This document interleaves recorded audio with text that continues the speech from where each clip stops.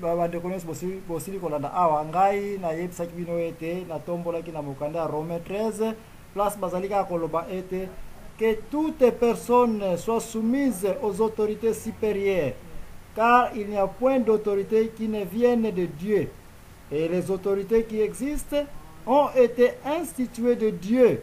C'est pourquoi celui qui s'oppose à l'autorité résiste à l'ordre que Dieu a établi. Et ceux qui résistent attireront une condamnation sur eux-mêmes. Merci pour la bande nyonso bosili ko attaquer na poko ya lelo yo to bandaki na ndeko mama Akwala, papa Mawabi ozalaki na line, papa Marcel Malumba ozalaki, ndeko chancelier, merci pour la intervention na yo. Mama Ntimba pe ozalaki na kati, ndeko Roger Kashama ozana kati wana pe ozalaki, ndeko mbala nkomi tosili ko zwali kofi na yo.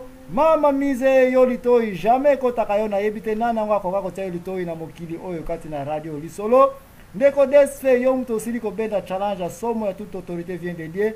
Mais mingi baba mongita yo otika kibiso avant mais oyaki na makampo ya kitoko oyo biso nyonso apprendre biso.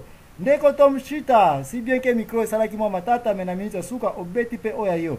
Bandeko akena tompe basili ko komela ngai na makambo oyo ngana zalaki ko bimisa awa. Vraiment to tondeli bino pokwa elamu débat lelo ezalaki pona ba chrétien kaka te mais ezalaki pona biso nyonso tika ete nzambe apambola bino na ndenge na siliko zongisa antenne na studio epai ya 3 fois www.radiolisolo.com oya ndeko na biso Diana Sulufutu de Wuppertal. Allo studio ndeko Mayamba à vous l'antenne.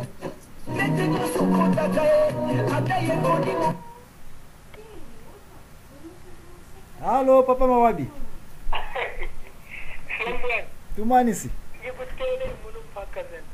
Ah.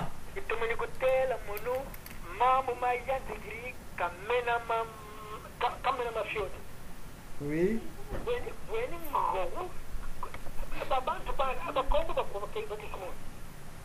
Mama Ntimba mbala ye vinga tete talankungu zizi munkumu ye mama Akwala musi Brazzaville et puis mama nani mise yani musi Angola dume bakongo kado bakongo bakele 1 2 ngeye mono ça fait 3 mbala 4 mise 5 Ntimba 6 donc 6 bakongo et puis le reste bampangi zetu bazi région za nkaka neti ya bandundu bakele kuna bandeko ya Kasai bazalaki bandeko ya Shaba bazalaki bandeko pe ya Angola pe bazalaki donc ndenge wazaire parce que ba région mususu na koyipeza ko baneti ka baba mongita peut-être bandeko ya Équateur mais en tout cas répartition par région ezalaki bien balancée à part ba oy balandi biso na nini